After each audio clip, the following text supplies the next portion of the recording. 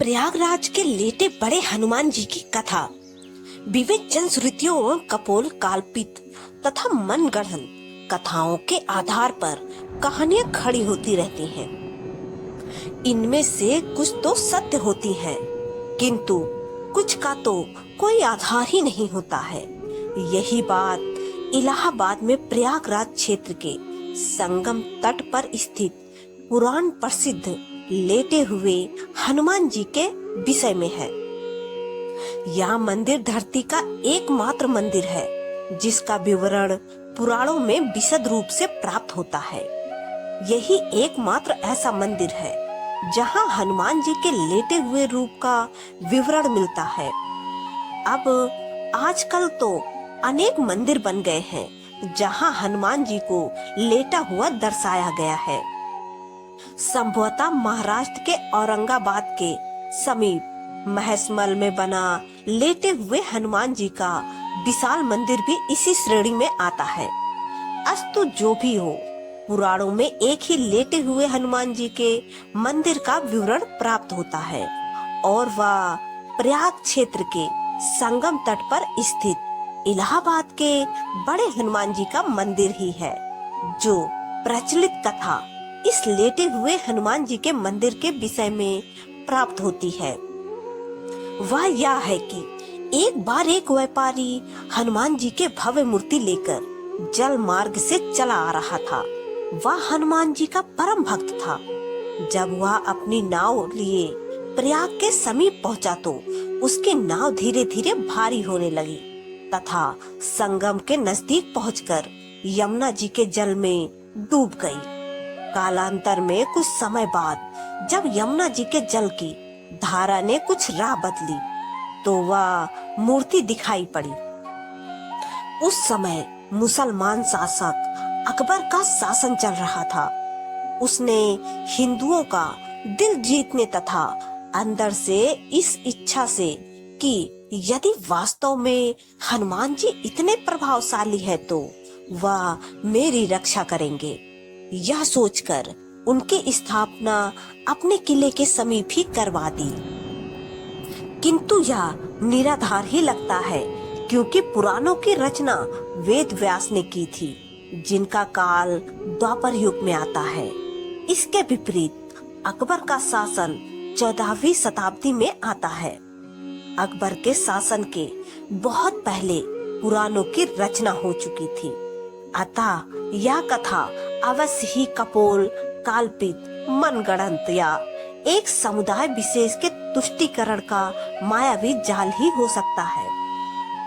जो सबसे ज्यादा तार्किक, प्रमाणिक एवं प्रशंसनीय कथा इसके विषय में जनश्रुतियों के आधार पर प्राप्त होती है वह यह है कि रामावतार में अर्थात त्रेता युग में जब हनुमान जी अपने गुरु सूर्यदेव से अपनी शिक्षा दीक्षा पूरी करके विदा होते समय गुरु दक्षिणा की बात चली। भगवान सूर्य ने हनुमान जी से कहा कि जब वह समय आएगा तो वे दक्षिणा मांग लेंगे।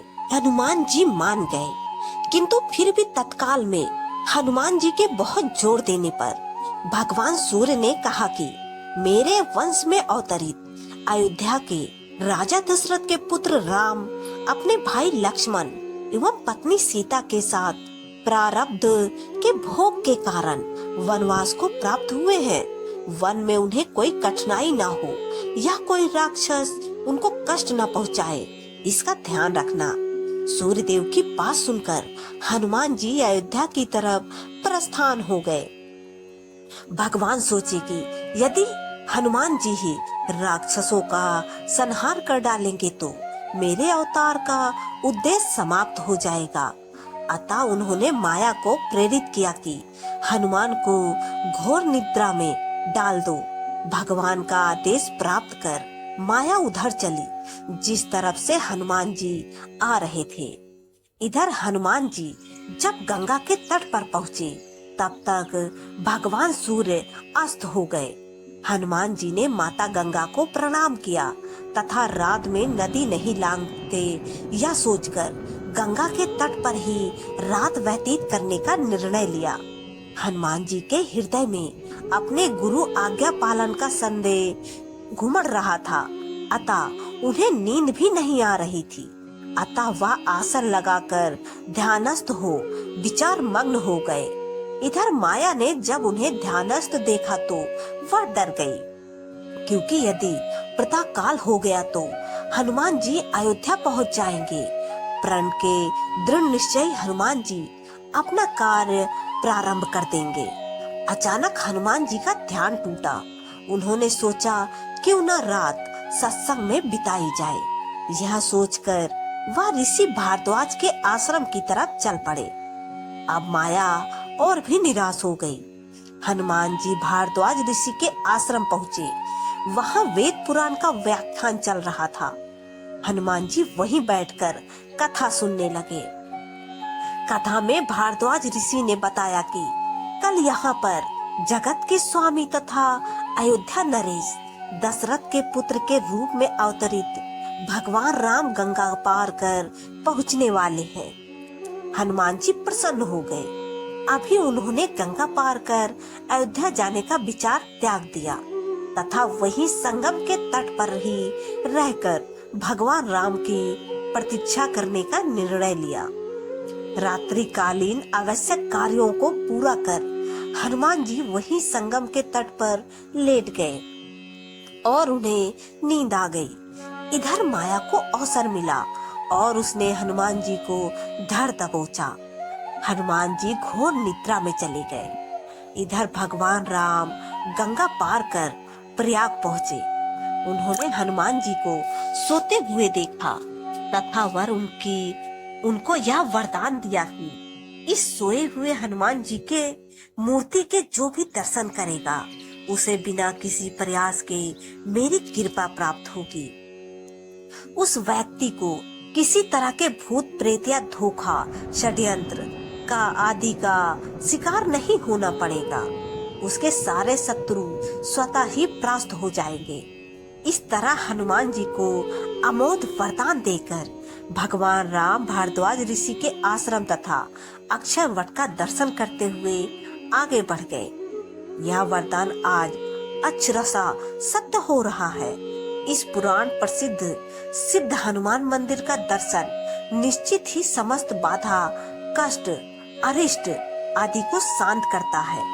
इधर प्रातःकाल जब गंगा देवी ने देखा कि एक प्राणी उनकी तरफ ही पांव फैलाकर सो रहा है तो उन्होंने अपने आप को अपमानित महसूस करते हुए हनुमान जी को डुबो दिया। सूर्य देव ने जब प्रातःकाल अपने शिष्य हनुमान की यह दशा देखी तो उन्होंने गंगा को शाप दिया कि तुम्हारा हृदय मैला है, जो अज्ञानवश तूने एक सीधे साधे प्राणी को दंड दिया। तेरा सम्मान करते हुए हनुमान ने रात में तुम्हारे ऊपर से होकर गुजरना अच्छा नहीं समझा और तुम दुर्बुद्धि उसे शाप दे बैठी। जा, आज से तू प्राणियों के मरे शरीर एवं गंदगी ढोने वाली हो जाओ। गंगा नदी के दूषित होने से संसार के समस्त देव संबंधी एवं शुभ कार्य बाधित होने लगे। तब समस्त देवताओं ने मिलकर भगवान सूर्य देव की पूजा कर अर्चना की। तब भगवान सूर्य देव ने कहा कि जा गंगे, तेरे जल के ऊपर मेरी किरणों के पड़ते ही तुम्हारे जल की पवित्रता बढ़ जाएगी तथा तुम्हारे जल से मेरा किया गया स्तवन पूजन कोटि गुना फल देने वाला होगा। भगवान सूर्य के कहने पर गंगा ने कहा कि हनुमान चतुर्मास व्यतीत होते ही पुनः भगवान राम की सेवा में उपस्थित हो जाएंगे। तब तक हनुमान जी किसी कंधा पर्वत पर सुग्रीव की सेना में लगे रहे। चतुर्मास बीतने पर भगवान राम सीता की खोज करते हुए किसी कंधा पर्वत पर पहुँचे। वहाँ उनकी मुलाकात भगवान राम से हुई। अस्तु कालांतर में जब मुगल शासन के दौरान अकबर के समय में जब बादशाह अकबर ने उस सिद्ध तपोभूमि को अपने किले के रूप में परिवर्तित करना प्रारंभ किया, तब उसके दीवार की सीध में सोए हुए हनुमान जी का मंदिर पड़ गया। उसने तत्कालीन हिंदू धर्म गुरुओं एवं पंडितों के रुपए पैसे का लोभ देकर तथा डरा धमकाकर उस सोए हनुमान जी के मंदिर को अत्यंत स्थापित करवाने के लिए राजी किया। हनुमान जी के मूर्ति की खुदाई होने लगी। जब समुची मूर्ति की खुदाई नीचे से कर ली गई, तब उसे उठाया जाने लगा। जब लगातार कोशिश के बावजूद भी मूर्ति नहीं उठी, तब उसे भारी सामान उठाने वाली मशीन से उठाने की कोशिश की जाने लगी। ज्यों ज्यों उस मूर्ति को उठाने की कोशिश की गई, वैसे वैसे मूर्ति और भी नीचे धंसती चली गई। अंत में डरकर अकबर ने उस मंदिर को हटवाने का काम बंद करा दिया तथा डर के मारे उसने हनुमान जी की बड़ी पूजा आराधना की। आज भी उसके उतने बड़े भव्य किले की दीवार हनुमान जी के मंदिर की तरफ टेढ़ी ही है। एक मान्यता और है इस मंदिर के बारे में। इस मान्यता के पीछे राम भक्त हनुमान के पुनर्जन्म की कथा जुड़ी हुई है। लंका विजय के बाद बजरंगबली जब अपार कष्ट से पीड़ित होकर मरणासन अवस्था में पहुंच गए थे, तो माँ जानकी ने इसी जगह पर उन्हें अपना सिंदूर देकर नया जीवन और हमेशा आरोग्य व चिरायु रहने का आशीर्वाद देते हुए कहा कि जो भी इस त्रिवेणी तट पर संगम स्नान पर आएगा, उसको संगम स्नान का असली फल तभी मिलेगा जब वह हनुमान जी के दर्शन वर करेगा। यहाँ स्थापित हनुमान जी की अनूठी प्रतिमा का प्रयाग का कोतवाल होने का दर्जा भी हासिल है। आमतौर पर जहाँ दूसरे मंदिर में प्रतिमाएं सीधी खड़ी होती हैं, वहीं इस मंदिर में लेटे हुए बजरंगबली की पूजा होती है। पौराणिक कथाओं के मुताबिक लंका विजय के बाद भगवान राम जब संगम स्नान कर भारद्वाज ऋषि से आशीर्वाद लेने प्रयाग आए, तो उनके सबसे प्रिय भक्त हनुमान इसी जगह पर शारीरिक कष्ट से पीड़ित होकर मूर्छित हो गए। पवन पुत्र को मरणासन देख माँ जानकी ने उन्हें अपनी सुहाग के प्रतीक सिंदूर से नई जिंदगी दी और हमेशा स्वस्थ एवं आरोग्य रहने का आशीर्वाद प्रदान किया।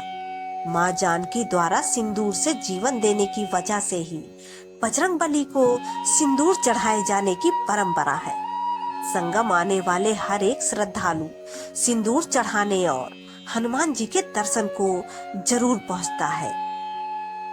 बजरंगबली के लेटे हुए मंदिर में पूजा अर्चना के लिए यूं तो हर रोज ही देश के कोने कोने से हजारों भक्त आते हैं, लेकिन मंदिर के महंत आनंद गिरी महाराज के अनुसार राष्ट्रपिता महात्मा गांधी के साथ साथ पंडित नेहरू, इंदिरा गांधी, राजीव गांधी, सरदार वल्लभ भाई पटेल और चंद्रशेखर आजाद जैसे तमाम विभूतियों ने अपने सर को यहाँ झुकाया, पूजन किया और अपने लिए और अपने देश के लिए मनोकामना मांगी।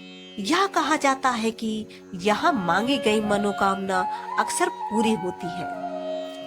आरोग्य व अन्य कामनाओं के पूरा होने पर हर मंगलवार और शनिवार को यहाँ मन्नत पूरी होने का झंडा निशान चढ़ाने के लिए लोग जुलूस की शक्ल में गाजे बाजे के साथ आते हैं। मंदिर में कदम रखते ही श्रद्धालुओं को अजीब सी सुखद अनुभूति होती है। भक्तों का मानना है कि ऐसे प्रतिमा पूरे विश्व में कहीं मौजूद नहीं है।